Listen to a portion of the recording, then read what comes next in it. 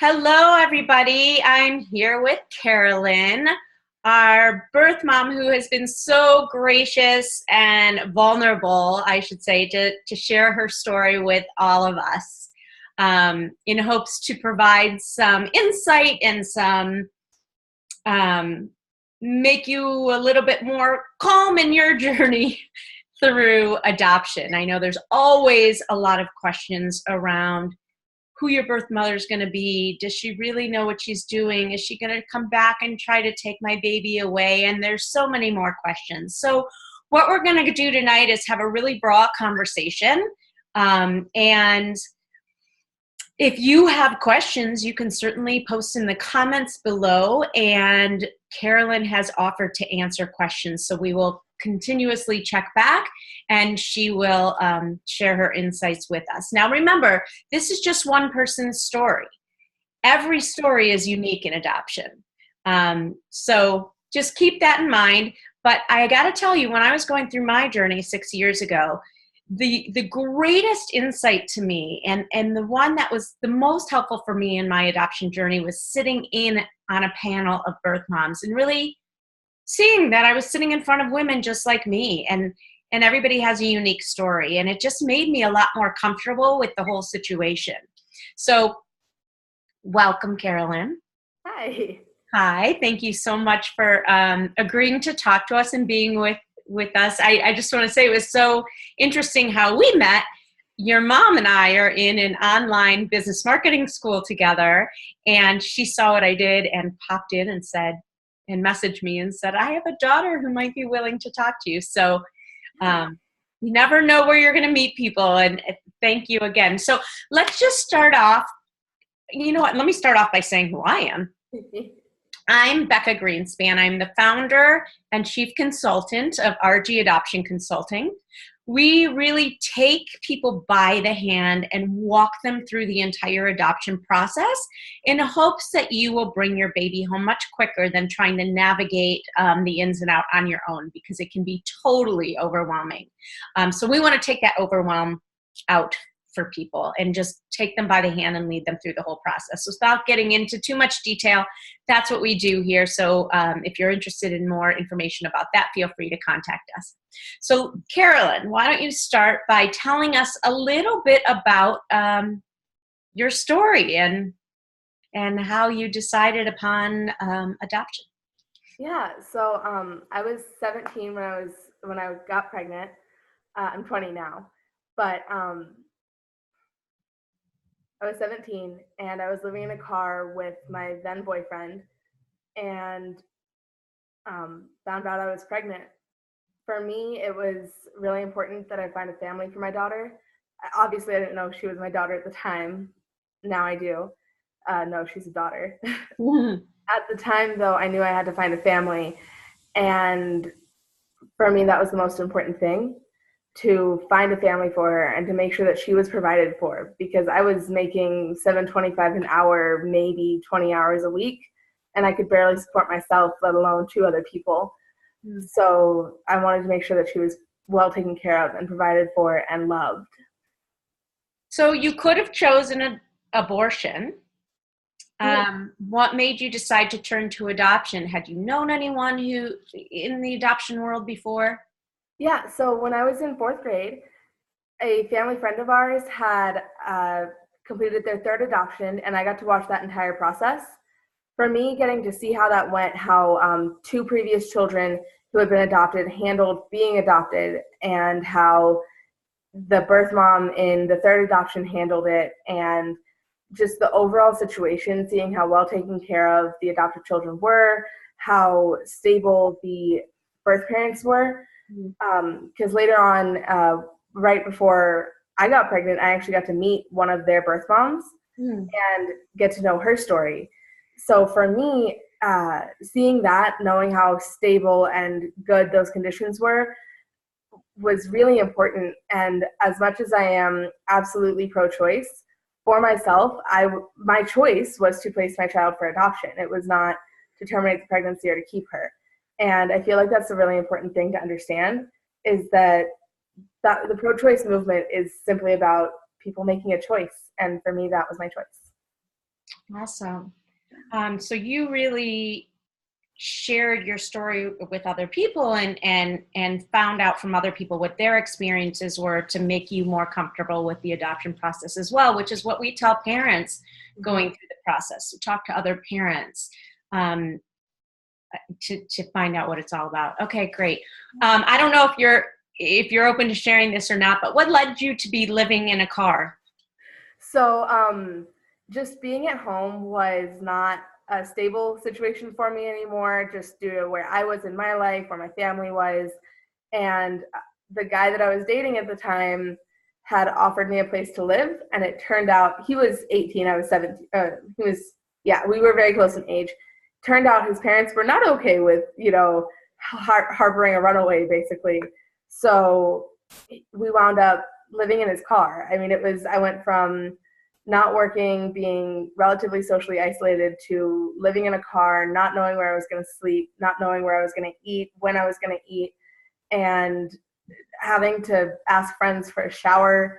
And it was a very big, not culture shock, but kind of socioeconomic shock. I went from very well off growing up to homeless and hungry and dirty, really. And that was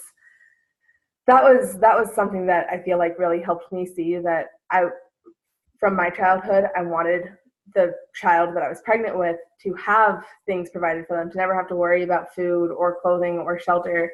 And then to also never have to question whether she's loved, for her to know that her parents picked her, that her fathers picked her and chose her and fought to go through that whole process and did everything they could to get her, I think was huge for me to know that was what was going to happen for her.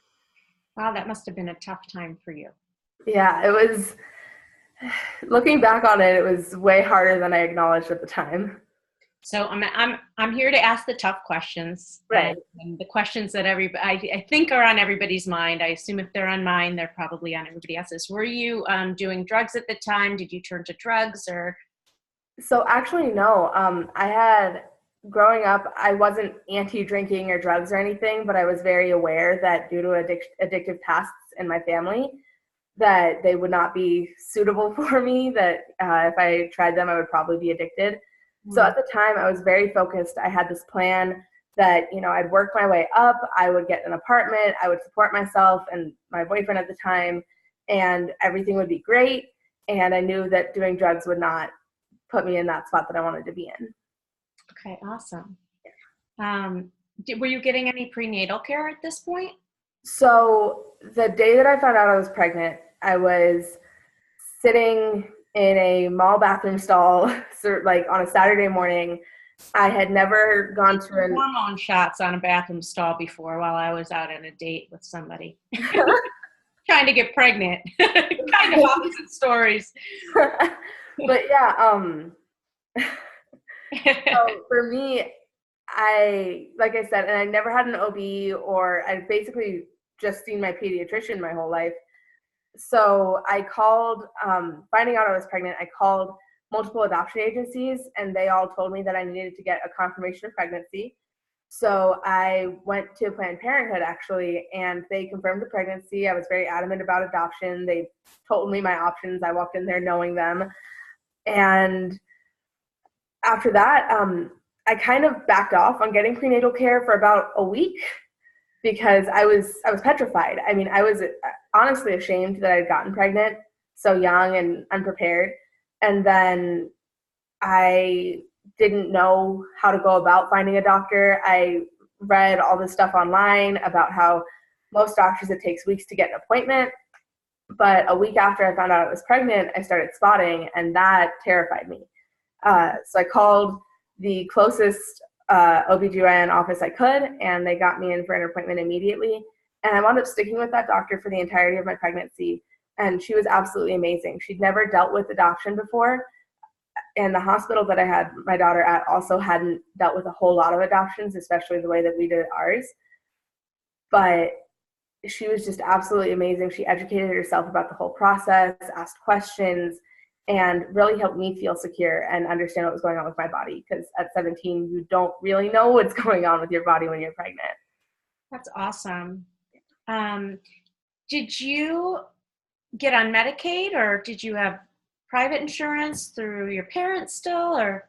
So I did have private insurance through my parents, and once I got with uh, her actual adoptive father's adoption agency, my caseworker helped me get on food stamps and on Medicaid or Medicare, whatever it is that Texas has, Uh-huh.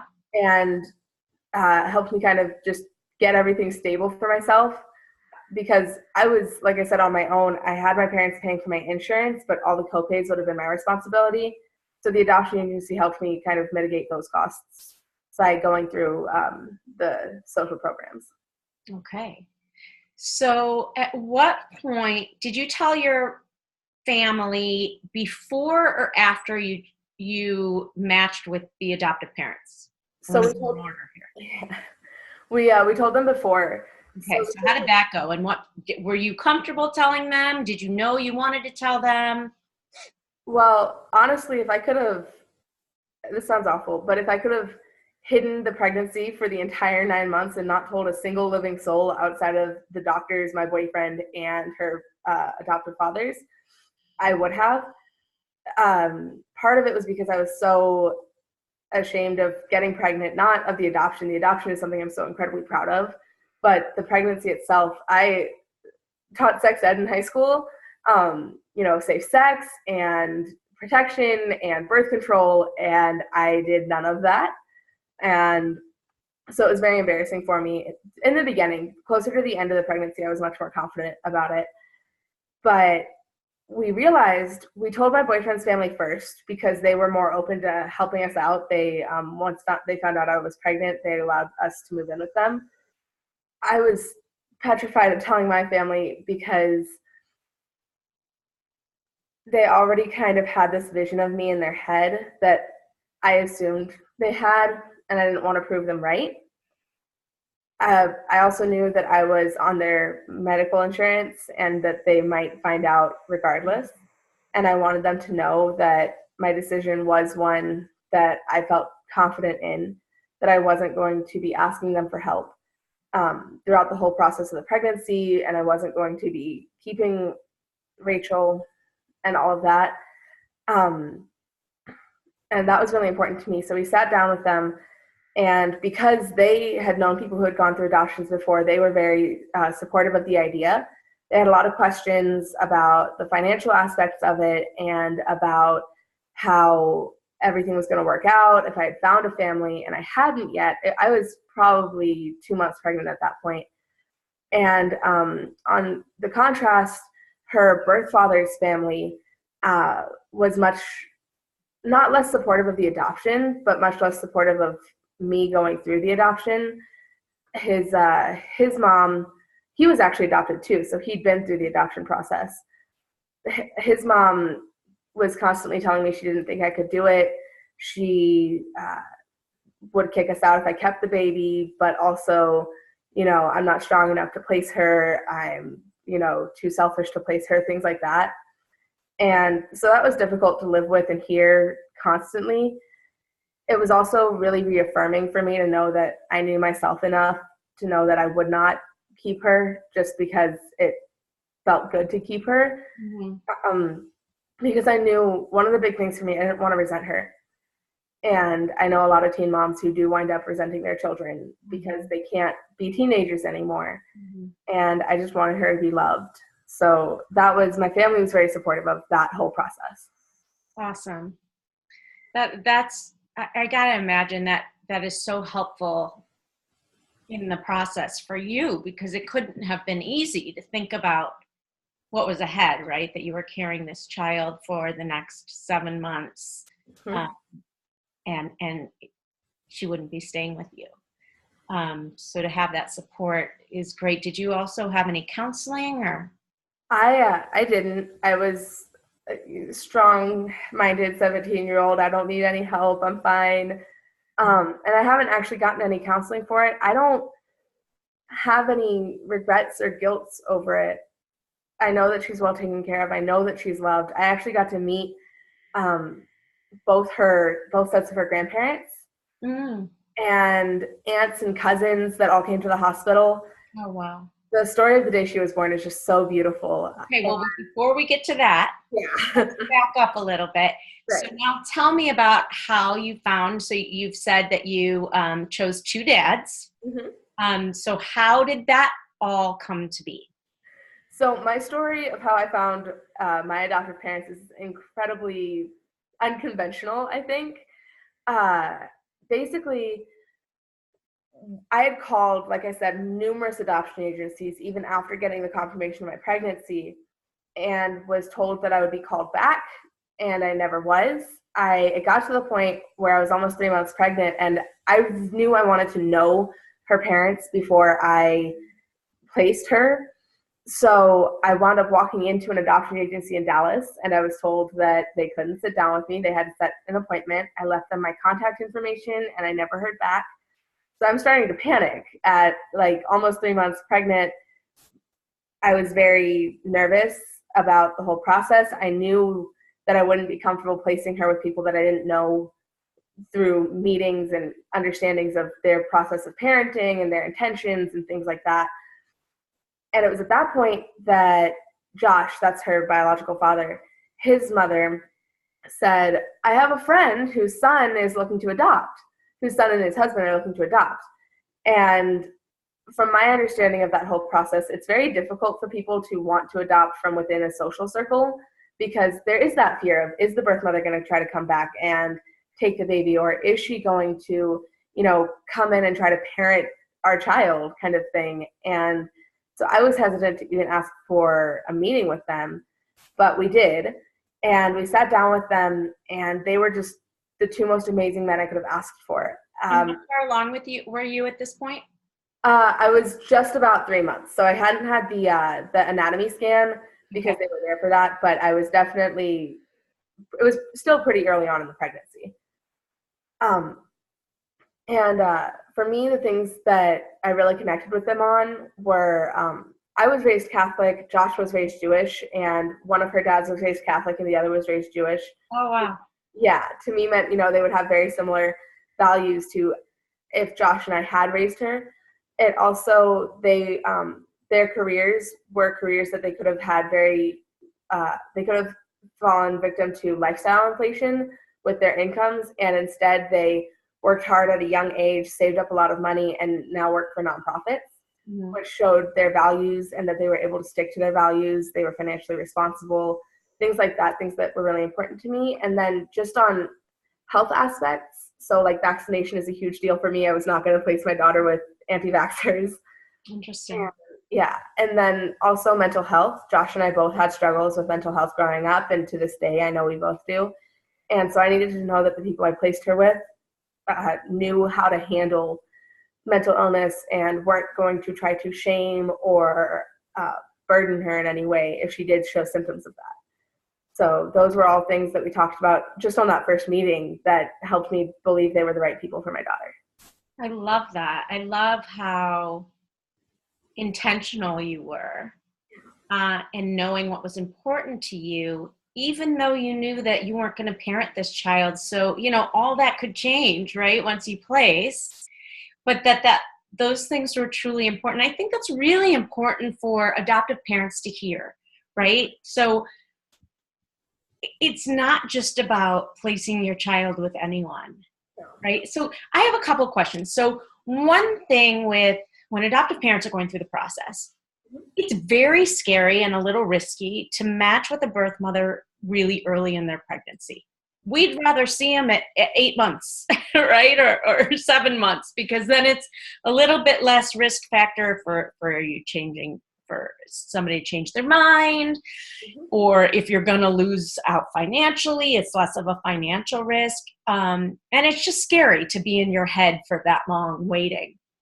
Yeah. Talk to me about why you were so antsy to match early and what was important to you. For me, like I said, I wanted to know the people that my child was going to be with. And I wanted to know that they were serious, which I know sounds silly because adoptive parents go through a whole process before they even get to meet a birth parent. And understanding that at the time, I was 17, had never really been through an adoption process other than watching it from the outside. And I knew that I wanted to know that they were the right people. I wanted to watch them kind of go through the process of understanding that, yeah, they are going to get this child. And I was very adamant from that first meeting that there was no option for me other than adoption. When I found out I was pregnant, I really was overwhelmed with this feeling of, this baby's not mine. I have to find her parents.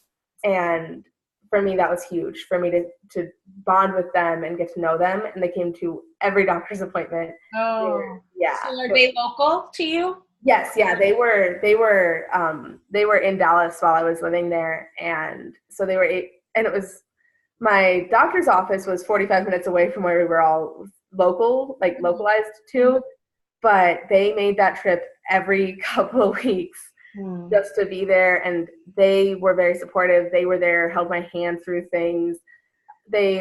One of them was traveling the day of the anatomy scan, so what wound up happening was we had FaceTimed. Oh, I love it. One of the dads, and one of the biggest confirmations for me was watching their reaction when they found out that she was a girl. It was, and you could tell that it would have been the same reaction either way, but just this overwhelming realization of, this is a baby, and their just joy was so huge for me to see, and to see that they really truly were excited. And I feel like I had to see that through my whole process to know that I was picking the right people. I love that. In fact, I just got a call earlier today from two men who are adopting, a gay couple who are adopting, and we're just Skyped into the anatomy scan. Unfortunately, the baby was turned the wrong way, but still, I was so moved by the fact that she brought them into that process. That's so great. So, did anybody ever talk you out of adoption? Personally, outside of, her birth father's mother telling me that she didn't think I could do it, she didn't think I was strong enough, everybody in my close social circle didn't try to talk me out of it. But at the time, I was working retail, and I had told my managers about it because I felt very close with them. And I actually told them before I think I told my family, just because I was having some morning sickness at work, and I knew I had to explain the whole situation. And I was talking to one of my managers about finding her adoptive fathers, and how excited I was, and how we found out it was a girl. And I had a customer come up to the counter and just start tearing me a new one about how, all these awful things about gay couples, and how they were predatory, and how it was unnatural. She said that I should deal with the consequences of my choices. She was very clearly Southern conservative, pro-life, that kind of thing. And so that was shocking to me when she heard that I had chosen adoption and told me I should deal with the consequences of my choices. How did you react? I was shocked. My manager actually is an amazing woman who just kind of stepped in and was like, don't talk to my employee like that. You can leave. Oh, my God. And at another point, I had a woman come up to me and kind of criticize me for being pregnant without knowing my story. And that shocked me, but I was stronger in my choice at that point. And I said, well, actually I'm placing her for adoption. And that woman had a very similar sentiment, that I should take responsibility for my actions and deal with the consequences. And it was shocking, but it was also reaffirming for me to know that I actually was dealing with the consequences of my actions, and I was doing so responsibly and lovingly. But outside of that, nobody ever tried to talk me out of it. And similarly, adoptive parents get judged and questioned, especially if it's a transracial adoption. Just people love to get into your business. Oh, absolutely. So whether you're a birth mom or you're an adoptive parent, you really have to be strong in your decision and really think through your conviction, right? So you just have to have conviction in what you're doing, and know that there will be naysayers. There will be people who don't agree with you. There will be people who might try to talk you out of it. all sorts of judgments come your way, and you Oh just my have to God. put up that shield, and you can decide to respond or not. At some point you have to figure out different responses to things. And Absolutely. sometimes you can have fun with it. And, I love when people, I'm a single mom, so I love when people, and my son is Mexican. I'm obviously white as day. And so people will ask me all the time, is his father Mexican? I'm like, no. I And love then they're just that. like, huh? And I just, How'd that happen? No, I mean, Um, to this day, I still get told that I abandoned my child. I mean, that one blows my mind because I think a lot of people, when they think of adoption, they think going through foster care and that situation. So and I talk about my experience as a birth mother all the time. It's something that's really central to who I am and something that I'm incredibly proud of and that I want other people to know about so that they know they have options. And being told that I abandoned my child is a great conversation starter into, actually, I picked her parents and they love her and I got to know them. But that level of judgment, it's never never put me to a point where I felt regret over it because I've been so confident since the beginning. Awesome. So now I want to get into, I have to grab a plug for my computer so it doesn't run out of juice. But while I'm doing that, why don't you now take us to the adoption story? Mm-hmm. You were talking about the hospital. Yes. Tell us a little bit about that. I'm going to listen while I grab my plug. Absolutely. So I was actually induced because my caseworker was in Austin. I went through family to family. My caseworker was in Austin or Houston, San Antonio, somewhere in South Texas. I was in Dallas. The hospital was 45 minutes away from where I was living, 45 minutes away from where her fathers were living. So we decided that due to all of the doctors there and the fact that I would want to be, in a hospital to have my child, we decided to induce. So at 10 o'clock, June 30th, I went to the hospital in Dallas, Louisville, but I went to the hospital and we started the induction process.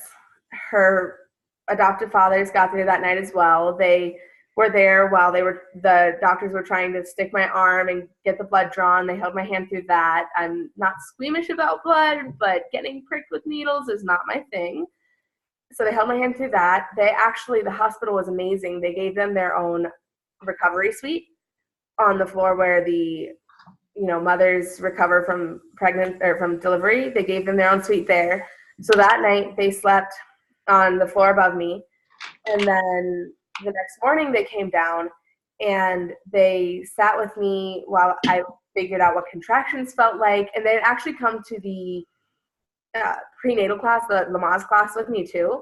So they went through that whole process. I love this relationship you have. It was beautiful. And so they held my hand through contractions, helped me breathe.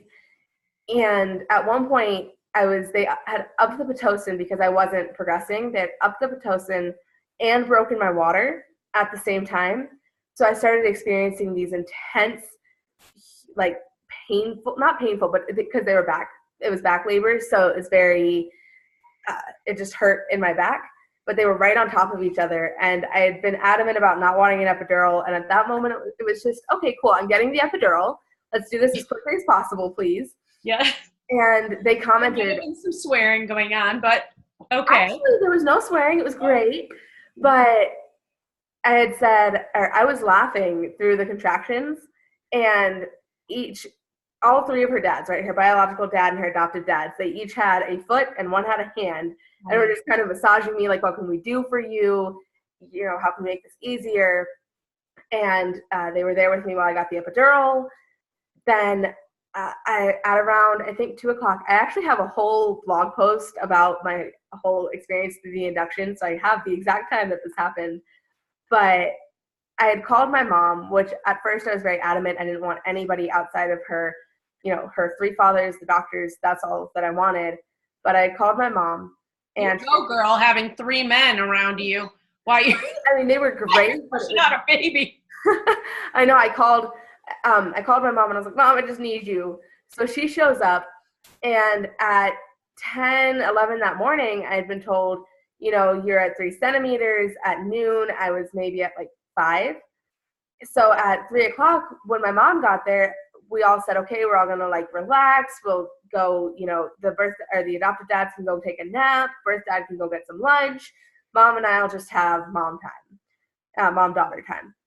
And then a nurse came in and checked me, and she's like, oh, we're having a baby. So like everybody's ready to relax. We're in for a long day, and all of a sudden we're having a baby.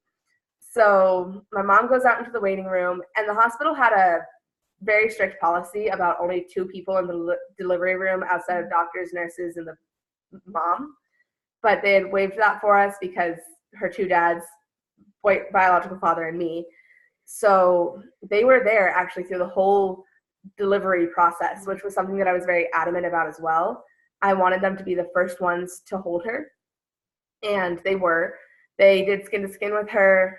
And as I was looking over at them, I had my boyfriend standing next to me, and I looked over at them, and I have the most beautiful picture of them all 3 together. But I looked at him and I said, look, we did that. We made a family. And I was at peace with my decision. This is where I need a tissue. Huh? I said, this is where I need a tissue. Okay. No, and it was really, for me, that was huge. It was really important for me to have them hold her first, and for them to get to bond with her, for her to get to bond with them, just because the whole chemistry process behind the bonding with an infant and its parents, it was huge for me. And so they did. Later that night, when I got moved up to the recovery unit and everything, and they had the room right next to mine, which is still amazing to me that the hospital did that for them. But she got to stay in their room that night. The hospital I had her at didn't have like a whole infant room. It was very like the child stays in the room with the parent. And so she stayed in their room that night. And her grandparents and her cousins and her aunts, they all came to the hospital. I got to meet every single one of them. I got to hear kind of stories. They actually picked her name. Did they ask you, by the way, if that was okay with you if they came? Oh, yeah, absolutely. They did. I just asked because I always tell my clients, if you're bringing anyone else other than the 2 of you, make sure you ask the birth mama. Absolutely. And I was very big on, I want to know everything.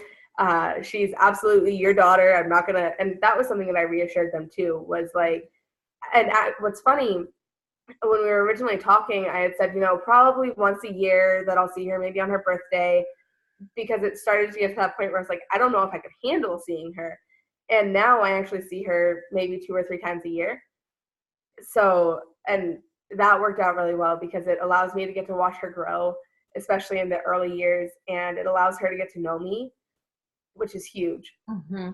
But at the time, in the very beginning of the process, I was very hands off. And even now I'm not like, oh, what are you doing to raise her?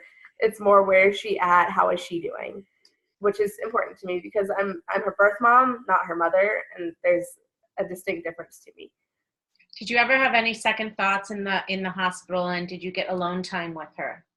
So I never had second thoughts. I had little fantasies in the back of my head about what would happen if I had taken her home. And every time they played out, I was homeless and couldn't feed my child, and she was miserable, and I couldn't do that to her. I could not put her through the things that I had been through for just a couple of months. And I did get to hold her. I had a little bit of alone time with her, and that was important to me. I got to tell her that she was loved and she was cared for, and that was important. Her birth father, he was less okay with the whole process. He went along with it because he knew it was the right choice. He knew it was the best thing for her. And he knew that I was going to figure out a way to do it with or without him, because I was so adamant about her having a life that I felt she deserved. It was a lot more difficult for him to hold her. He didn't have a whole lot of alone time with her. And he struggled a little bit more immediately after the adoption process. Whereas for, I think, 6 months, I was very strong in my choice and didn't have any kind of second thoughts. Now, saying that, when we got home from the hospital, he and I did go straight to his room and just bawl our eyes out, just going through the whole process. There is a lot of emotion there. Mm. But for me, it was never regret or sadness about It was loss. it. Yes, exactly. And you do go through a whole grieving process, especially as a birth mother who is not breastfeeding, who does not have a child to chemically bond with. And, my body felt like I had lost a child. I knew logically that my child was alive. She was somewhere else. But my body not going through the whole postpartum process of raising a child, I had to go through the grieving process through all of that. Wow. Can I ask you, just to kind of go back, and again, at any time, if I'm asking something too personal, you don't have to answer it, but you had mentioned that you had mental health issues. Mm-hmm. Would you feel comfortable sharing what those were and how they manifested? Absolutely. So I think, in third grade when I first got diagnosed with ADHD, which all these years later, it turns out I don't have. It is actually generalized anxiety disorder that was presenting with ADHD symptoms in a third grader. After that, I was diagnosed with depression, which actually stemmed from some things going on in my life that any child would experience depression with. Mm. And at one point, they theorized I had bipolar disorder, which I don't. But as a teenager, I didn't know how to handle harsh mood swings or how to handle the social and general anxiety that I had. So I was acting out, either at home, not so much at school, but definitely at home, not doing my chores or having these tantrums. I mean, at I think 12 years old, I had to just drop down on the floor, screaming tantrum in the kitchen. And I don't remember why. I just remember that I felt so overwhelmed with everything. And even moving out at 16, 17, that was triggered by choices I was making that were stemming from the anxiety and the, processing of trauma and stuff like that. So now these days I'm much better at handling it. I have so many more coping skills to handle when I have a bad day that I don't want to get out of bed, or when I'm afraid something's going to jump out from every corner. Mm-hmm. And for me, I was actually petrified that I was going to go through postpartum depression, because I already had mental illness and I knew that was another, contributing factor to postpartum depression.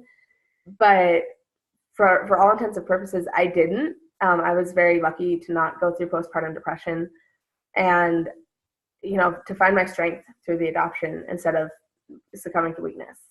Thank you. I asked because, those are things that parents have to consider when Absolutely. they're making a decision, when they see all these things listed on paper. Yes. Something like bipolar is scary. Oh, absolutely. But it's also something that's often either misdiagnosed or thrown out, or what happens if it was diagnosed early on, but now they're not medicated. And so I just wondered what you could add to that, just to kind of bring light to that, and for someone to see who you are now. Absolutely. And that was one of the things that we talked about with her adoptive parents, was that, I didn't have a solid diagnosis at the time. I knew that I had these mental health struggles, and that they had theories about the things that I had, but they weren't sure. Mm-hmm. Whereas her biological father, he had been diagnosed with ADHD and was being treated for it, been diagnosed with bipolar depression and manic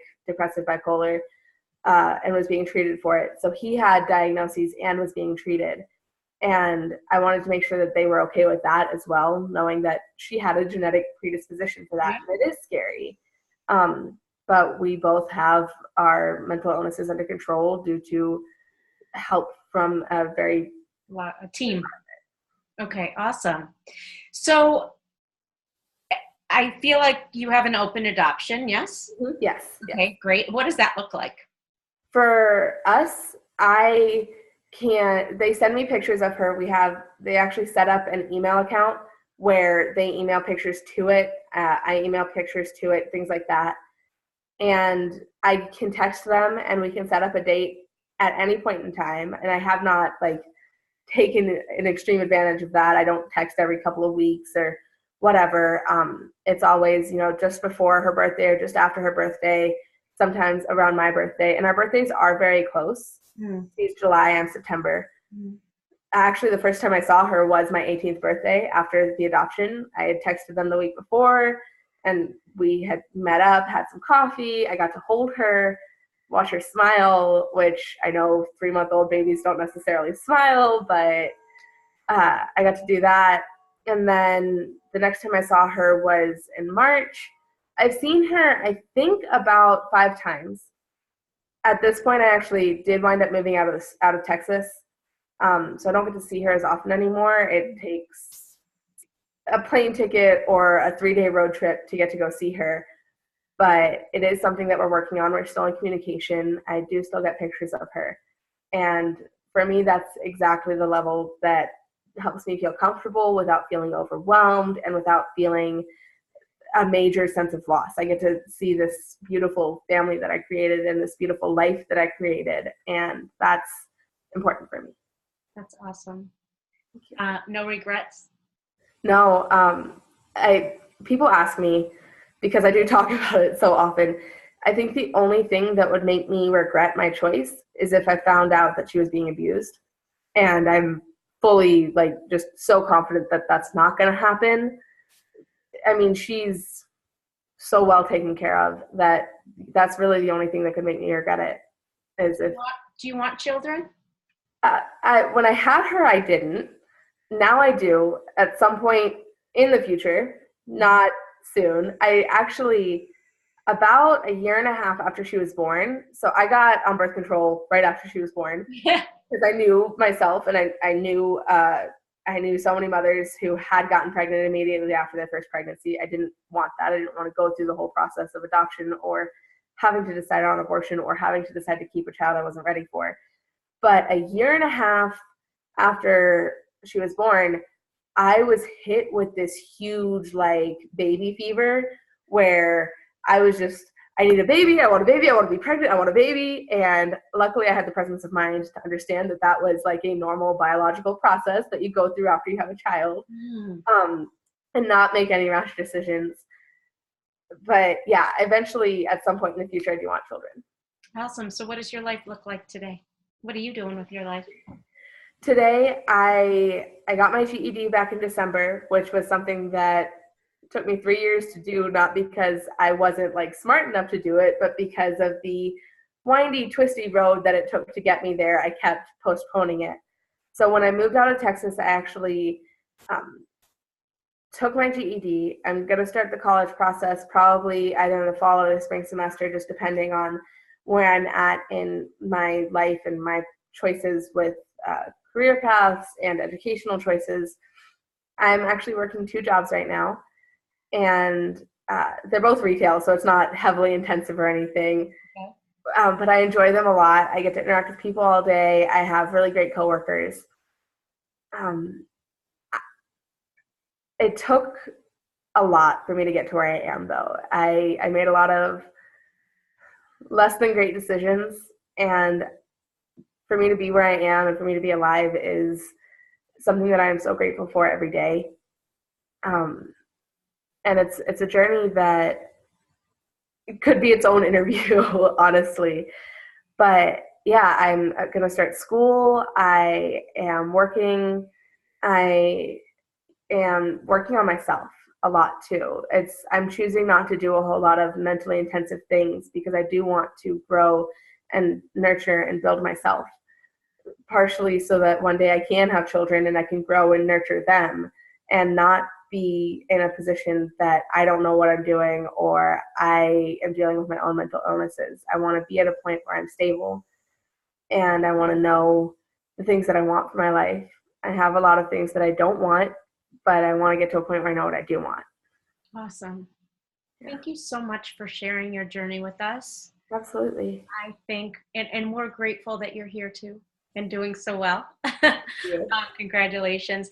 There are, if you don't know, a number of organizations that support birth moms, and we can talk about that offline if you want. I'll give you some resources. But I just want to thank you again. And for those of you, I hope this was helpful to many of you as you go through your own adoption journey, or even if you've already been through your adoption journey. You know, relationships with people ebb and flow.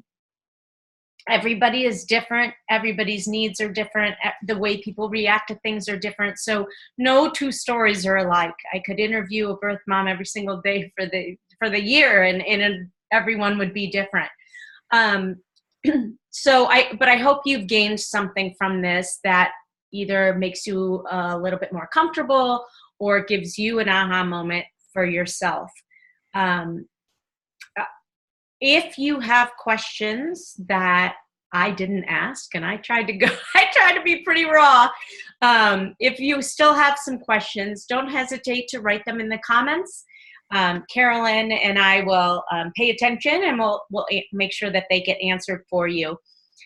If you are not already on my newsletter and would like to get updates on what's happening in the world of adoption, please sign up for that. You can do so on my website, which is rgadoptionconsulting.com. And yeah, that's it. Thank you again so much. I'm going to stop this recording now. And thanks, everyone.